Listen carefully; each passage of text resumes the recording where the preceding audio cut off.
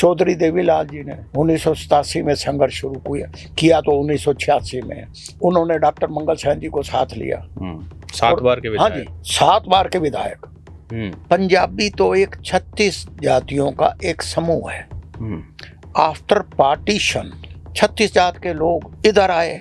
उस वक्त पाकिस्तान था नहीं, कुछ वहां रह गए, कुछ इधर आ गए। जिनको हिंदुस्तान से प्रेम था, मजहबी सिख भी आए, हिंदू खत्री भी आए, ब्राह्मण भी आए, जाट भी आए, दलित भी आए, बैकवर्ड भी आए, सभी आए, और सरसा साइड के अग्रवाल भी आए। अगर ये जो आजकल के नए बच्चे चाहे वो इस तरफ हो या उस तरफ हाँ जी, हाँ जी, हाँ जी, जो यूँ उछलते हैं ना ज्यादा, जो देश प्रेम की भावना से यहाँ आए, और कोई वो अपनी प्रॉपर्टी कोई छोड़ के दिखाए कि मौजूदा भारतीय जनता पार्टी की सरकार को आज कानून व्यवस्था खत्म हो चुकी है। आज भ्रष्टाचार चरम सीमा पे है, आज महंगाई चरम सीमा पे है, आज पानी नहीं है, बदबूदार पानी आ रहा है, आज बिजली का संकट है, आज बेरोजगारी है। इन सब के खिलाफ एकजुट होके चलने की जरूरत है। आपको खाना खिलाएंगे, खाट देंगे बैठने के लिए, खाट देंगे बैठने के लिए, सुनो, और चौधरियों को हुक्का भी देंगे, सुनो। हमारी कल्चर है, संस्कृति है। शहीद भगत सिंह, जितने भी राजगुरु, ये उधम सिंह सारे पंजाब से हैं। ये नहीं कि उधम सिंह किस जाति से थे, फलाना किस, ना, उस वक्त देश प्रेम की भावना थी हमारे अंदर।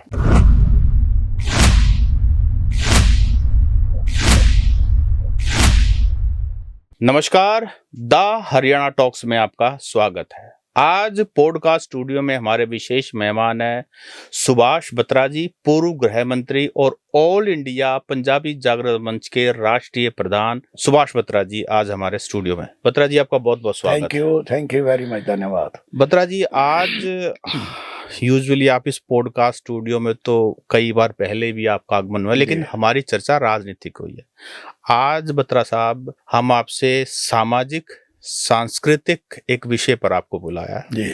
आजकल सोशल मीडिया पर एक काफी चर्चा चल रही है, काफी विवाद भी चल रहा है कि किसी सोशल मीडिया के पत्रकार को किसी ने फोन करके कुछ रिफ्यूजी जैसा शब्द कह दिया। शायद उनके पेरेंट्स जो हैं वो पंजाबी मतलब पाकिस्तान से, जो पाकिस्तान में पंजाब है, वहां से उनके पेरेंट्स कभी आए होंगे, उसको रिफ्यूजी शब्द कह दिया। तो उसने हिसार एसपी को एप्लीकेशन दी और उसको जेल में डलवा दिया। उसके बाद इधर से भी पंचायतें हो रही हैं कि भाई ये मतलब गलती तो हुई है, लेकिन इतनी बड़ी गलती नहीं कि उसको ऐसी संगीन धारा लगवा के जिसकी 14 साल की ऐसे कुछ सजा वजह है।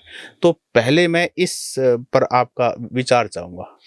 देखिए सत्सिंह जी, मैंने पंजाबी समाज के इशू पे बहुत बड़ी बड़ी रैलियां भी की, और मेरा तो जन्म भी जब पाकिस्तान हिंदुस्तान का विभाजन नहीं हुआ था, मेरा जन्म भी पाकिस्तान में हुआ था। मैं उस वक्त 1.5 साल का था। 1946 का बर्थ? 1946 का बर्थ था मेरा, 8 जनवरी 1946। किस जगह हुआ था बता जी? गोजरा मंडी, जिला लायलपुर जी।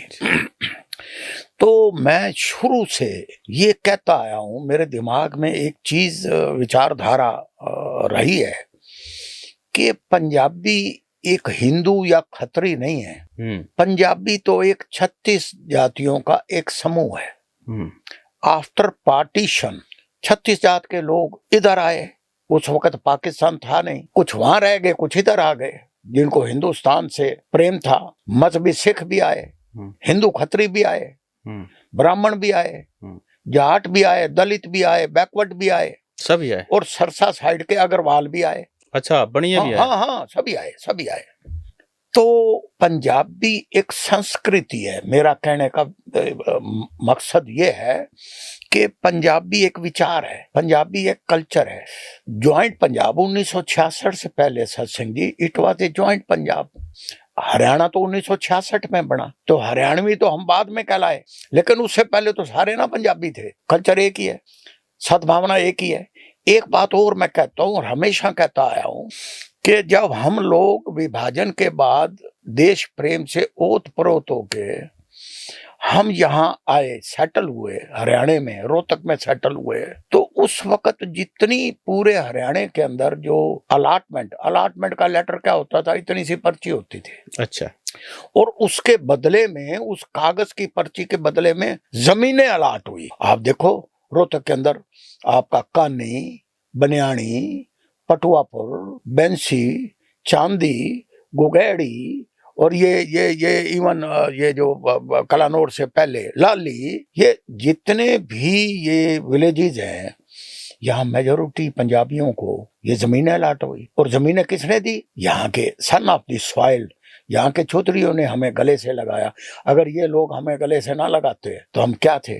बत्रा जी, जो आपने अभी जो लास्ट में 2 लाइन बोल है ना, जी, अगर ये जो आजकल के नए बच्चे, चाहे वो इस तरफ हो या उस तरफ हो, जो यूथ छड़ते हैं ना ज्यादा, जो देश प्रेम की भावना से यहाँ आए, और कोई वो अपनी प्रॉपर्टी कोई छोड़ के दिखाए, कोई भी हो, चाहे मैं वही कह रहा हूँ, यहाँ के चौधरी मैं मानता हूँ, छोड़ के दिखाए अपने 2 कपड़ों के साथ आए। सुनो, आज आप ये देखो कि आज आप बुलंदियों को छू रहे हो, आप पूरे वर्ल्ड के अंदर छाए हुए हो, तो आप ऐसी चीजों को एक मुकदमे तक बात चली जाए, वो ठीक नहीं है। जो मैं समझ रहा हूँ, जो मैं फील करता हूँ, नहीं, ब्रॉडर आउटलुक रखो। हमें कैसे लोगों ने छाती से लगाकर आज इस स्टेज पे, कोई ऐसा एग्जांपल है छाती से लगाने वाला यहाँ के चौधरी होगा? हाँ जी, एग्जांपल है ये जी। मैं ये कहता हूँ यही सद्भावना है हमारा समाज। आप कभी नोट करो, मैं आपको बिल्कुल वो बात बता रहा हूँ। चौधरी देवीलाल जी ने 1987 में संघर्ष शुरू किया, तो 1986 में उन्होंने डॉक्टर मंगल सैन जी को साथ लिया। 7 बार के विधायक। हाँ जी, 7 बार के विधायक। और डॉक्टर मंगल सैन और चौधरी देवीलाल ने संत लोंगोवाल समझौते के ऊपर दोनों ने इस्तीफे दिए। और जब चुनाव हुआ तो हमारे 14 एमएलए बन के आए, 14। और किसके साथ कॉम्बिनेशन? चौधरी देवीलाल और मंगल सैन।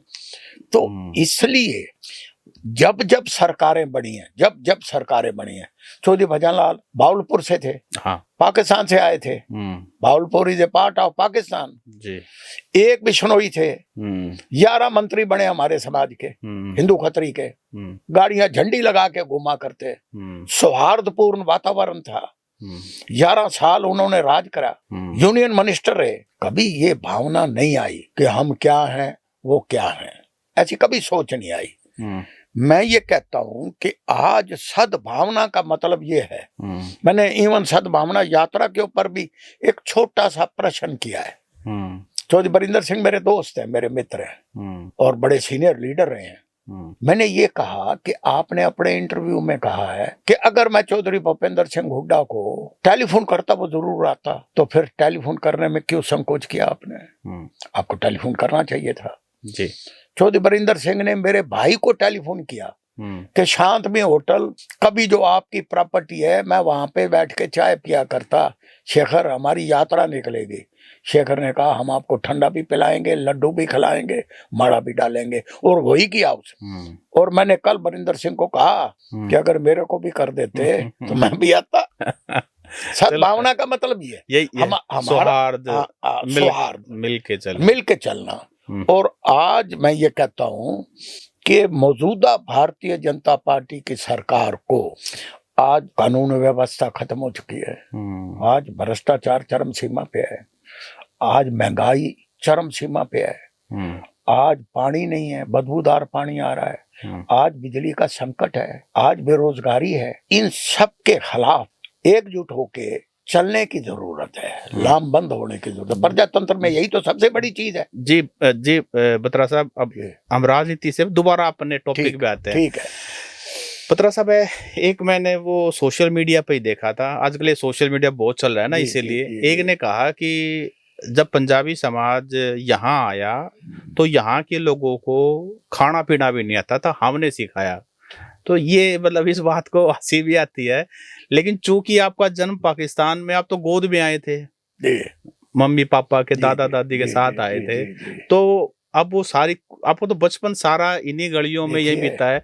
इसमें थोड़ा सा बताओ कि यहाँ के लोगों का क्या। सत्संग जी, आज हमारी पंजाबियों की कल्चर आप यहाँ भी, आप मेरे घर आओ किसी दिन, आपको खाना खिलाऊंगा। सुनो जी, पूरे पंजाब में अगर आप जा रहे हो जलंधर, रास्ते में कोई ट्यूबवेल आ जाता है तो उसके ऊपर आप रुक जाते हो विश्राम करने के लिए। गर्मी के दिनों में वो आपको भाग के छाछ पिलाएंगे, आपको खाना खिलाएंगे, खाट देंगे बैठने के लिए, खाट देंगे बैठने के लिए। सुनो, और चौधरियों को हुक्का भी देंगे। सुनो, हमारी कल्चर है, संस्कृति है। शहीद भगत सिंह, जितने भी राजगुरु, ये उधम सिंह सारे पंजाब से हैं। ये नहीं कि उधम सिंह किस जाति से थे, फलाना किस, ना, उस वक्त देश प्रेम की भावना थी हमारे अंदर। नहीं, मैं कह रहा हूँ यहाँ के लोगों को खाना पीना नहीं आता था। यहाँ के लोगों को, हरियाणा वालों को कह रहा हूँ, मतलब हमारे पूर्वजों को, मैं आपको बता रहा हूँ कि मैं आपको बता रहा हूँ, हमारे घरों में जो खाने बनते थे ना, मुझे कहना नहीं चाहिए भाई, यहाँ की तो देसी कल्चर थी। देसी, ये दूध और घी, दूध दही और घी, हाँ, यही था। हाँ। लेकिन स्वादिष्ट खाना जो है वो हमने बनाना सिखाया। मैं आपको, अब तो वो ना तो सरदार खुशवंत सिंह रहे, हाँ, सरदार, ना कुलदीप नैयर जी रहे। हाँ, सुनो, हाँ, मैं गया हुआ हूँ इनके घर। हमारे समाज के 3 आर्मी चीफ बड़े हैं, जनरल मल्होत्रा, जनरल दीपक कपूर। सुनो, हमारे समाज के लोग जर्नलिज्म में, हमारे समाज के लोग शहीद, आप देखो विक्रम बत्रा, विनय बत्रा, इनके स्टैचू लगे हुए हैं। बिल्कुल, चाइना वार के अंदर, पाकिस्तान वार के अंदर हमने सैक्रिफाइसेस किए। अगर सच्ची बात पूछो सत सिंह जी, मैं आपको एक बात जरूर कहना चाहता हूँ कि हम 2 कपड़ों से आए थे। हाँ। जिसको कुली का काम करने की वो हुई, जिसको रिक्शा मिली रिक्शा चलाई, जिसने फड़ी पे कंगे बेचे। सुनो, दुकान पे जो खुदरा व्यापारी, छोटे छोटे दुकानदार, अब चौधरी भजन लाल भावलपुर से आए थे, वो खुद एडमिट करते हैं, मैंने चुनियां भी बेची हैं, चुनियां बेची, मैंने घी भी बेचा है। हाँ। मैंने दुकान पे काम किया है। सुनो, हाँ। पुरुषार्थ, मेहनत की अगर कोई मिसाल है, सुनो, हम तो अपने देश प्रेम से ओत प्रोत को होके आए थे। अगर हमें यहाँ के लोग हमें गले से ना लगाते तो हम कहीं भी नहीं थे, वही फड़ी लगाए रहते, आज पूरे वर्ल्ड में छाए हुए हैं। जी, पूर्व मुख्यमंत्री मनोहर लाल खट्टर जी जो अब केंद्र में मंत्री हैं, उनके भी परिवार से वो उस समय के पंजाब, पाकिस्तान वाले पंजाब से होंगे, उनको भी जमीन अलॉटमेंट निंदाना में हुई। हाँ, हमें भी हुई, हमें बालंद में भी हुई, बगु अकबरपुर में भी हुई, हमें समर गोपालपुर में भी हुई, हमें भी हुई। तो इतना सा कागज लेके आए थे हमारे पिताजी। और यहाँ के जो सरकारों ने हमें जमीनें दी, उस कागज के बदले में जमीनें दी, और जिसकी जमीनें थी उन्होंने हमें गले से लगाया, हमें मकान भी दिए, हमें जमीन भी दी। इससे बड़ा भाईचारा, मान सम्मान दिया। लेकिन खट्टर साहब ने कहा कि यहाँ के लोग, उनका रेफरेंस किसको था आप समझ सकते हो, हमारे ऑडियंस भी समझ सकते हैं कि यहाँ के लोग कंधे से ऊपर जो है ना कमजोर होते हैं, यानी कंधे से नीचे मजबूत होते हैं, कंधे से ऊपर यानी कि दिमाग नहीं होता। देखो ऐसा है, ऐसा है। खट्टर साहब मेरे माननीय हैं। सुनो, 10 साल आपसे बड़े हैं छोटे हैं? सुनो, मेरे से छोटे हैं। छोटे।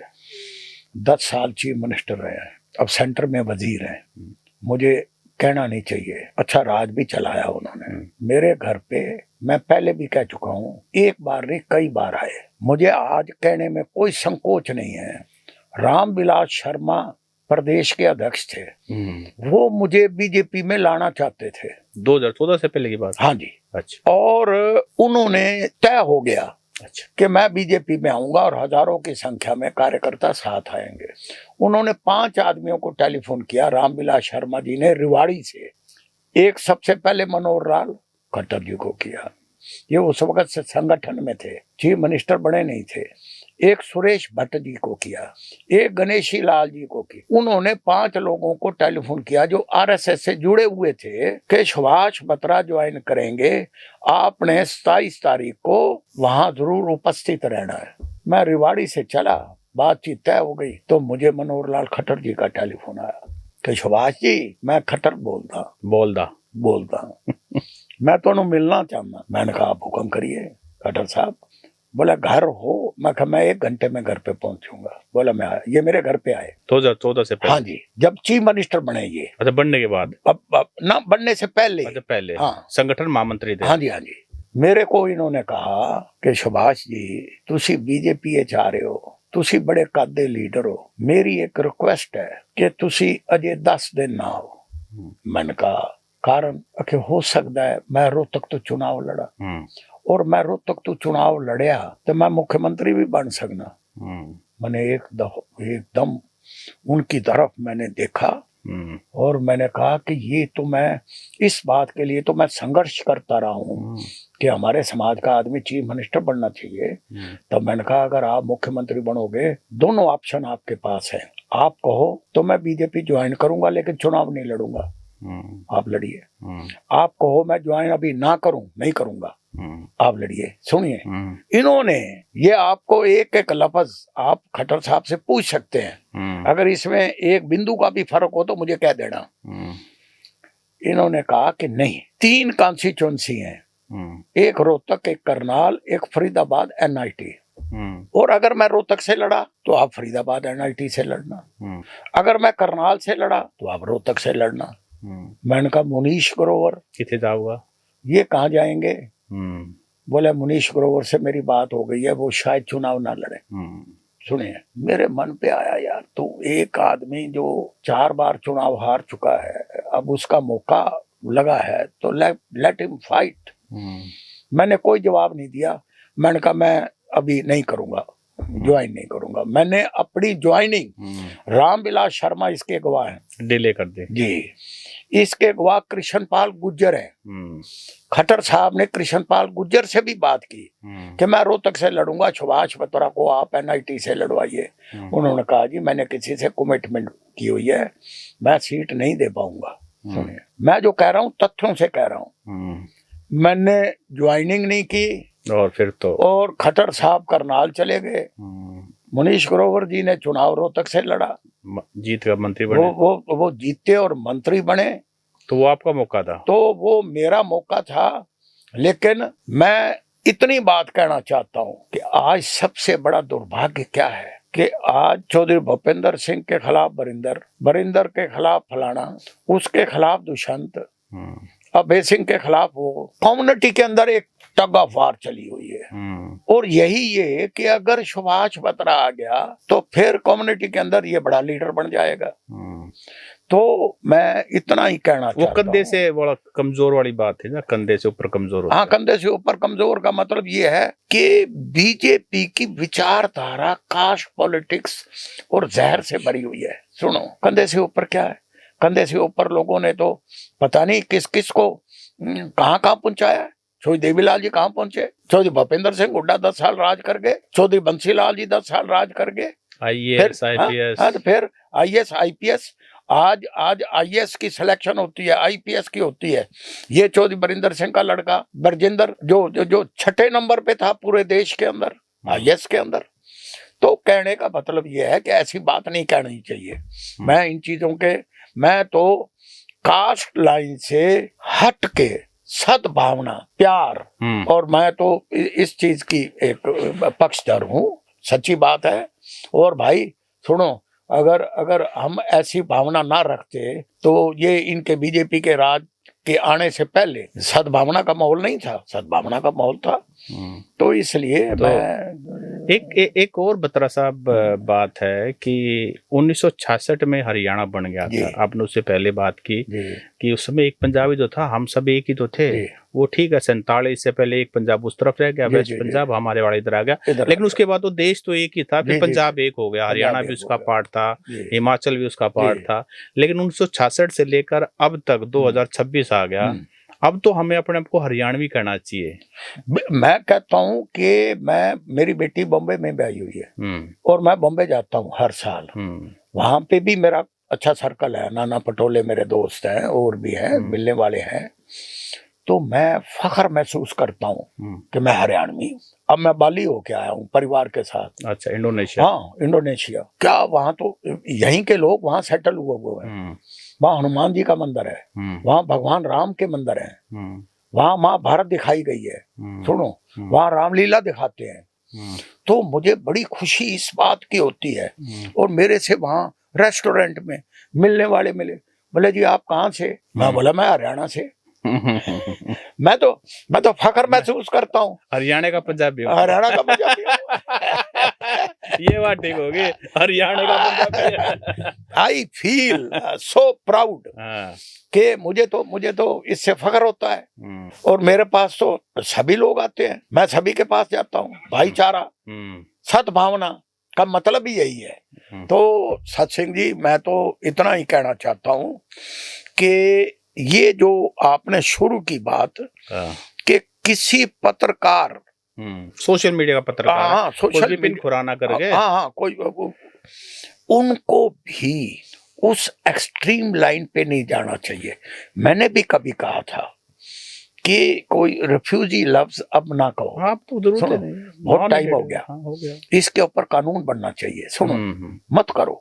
हम तो भाईचारे के प्रतीक है। हाँ, लेकिन इतना हार्डन्ड बात चली जाना कि हिसार में पंजाबी धर्मशाला में कल पंचायत भी हुई है। जी। और उसमें उन्होंने कहा है कि भाई ये कानून बनना चाहिए। वहां तक बात ठीक है, लेकिन किसी को ऐसी जेल में करो तो फिर दूसरी तरफ भी भावनाएं बढ़ गई। एक्शन से रिएक्शन है, क्योंकि प्यार में ही सब चीज है, सद्भावना है, प्यार से ही प्रेम है। और मैं ये कहता हूँ कि ये एक पहली मिसाल इस दुनिया में है कि जिस वक्त पाकिस्तान हिंदुस्तान का बंटवारा हुआ तो हमें तो बोकी में मुसलमान बिठाकर यहाँ दिल्ली तक छोड़ने आए थे। अच्छा, उनकी आंखों में आंसू थे। पाकिस्तान से दिल्ली तक ट्रेन में, हाँ जी, छोड़ने आए, सेफ रहे हैं। हाँ, सेफ रहे। सुनो, आपने तो ये ज्यादा भाईचारे, हाँ, ये मिसाल है ये। अच्छा। और मेरे पिताजी जब गए वहां पाकिस्तान में आने के बाद, जब कोई मौका मिला तो फलक शेर एक टॉप का लीडिंग एडवोकेट था जिला लायलपुर में, तो हेड डालते थे उस वक्त। तो मेरे पिताजी जब वो कचहरी में गए उसको मिलने के लिए, तो उन्होंने नाम लिया फलक। उन्होंने पहले सुना नहीं, फिर उन्होंने कहा फलक। उसका मुंशी किताबें थी उनके हाथ में, फलक शेर के पास भी किताबें थी। उसने जैसे देखा किताबों को उधर फेंक दिया सब कुछ, और गले लग के रोने लग गया। और उसको कहा मेरे मुकदमे में तारीख ले लीजिए। अपनी हवेली में गया तो उनकी सामने उनकी जो बेगम थी, वो एक आदमी जब गैर आदमी आ जाए तो वो घूंघट पर्दा कर देती है। तो उसने घूंघट कर लिया। तो उसने कहा बेगम उठा इसको, घूंघट को, देख कौन आया है। वो प्यार, वो सम्मान, वो प्यार, वो सद्भावना, हम तो वो लेके आए थे। सुनो, और वो मिला यहाँ, वो मिला। इसलिए ऐसी बातें नहीं करनी चाहिए। मैं तो ये कहता हूँ हमें ब्रॉडर आउटलुक से काम करना चाहिए। हरियाणा के अंदर सद्भावना का माहौल बनना चाहिए। इतनी बात मैं कहना चाहता हूँ जी। तो ये थे हमारे साथ पूर्व गृह मंत्री, कांग्रेस के बड़े नेता, और उससे भी बड़े बात पंचायती चौधरी आदमी हैं बत्रा साहब ने। जो भी बात कहते हैं पार्टी मैटर नहीं करती, जो भी बात कहते हैं डंके की चोट पे कहते हैं। सामने वाला कोई भी हो उसको मुंह पे बात कहेंगे और सीधा दिल में जाके वो बात लगती है। बत्रा साहब, आपने समय दिया और इस सामाजिक और सांस्कृतिक बात को आपने दोहराया। हमारे यंग वाले जो नए बच्चे हैं, इधर वाले या उधर वाले हैं, तो अपने बच्चे हैं जी। उनको एक गाइडेंस का आपने जो बात बताई ना, बहुत बहुत धन्यवाद। Thank you very much. नमस्कार। थैंक यू, शुक्रिया।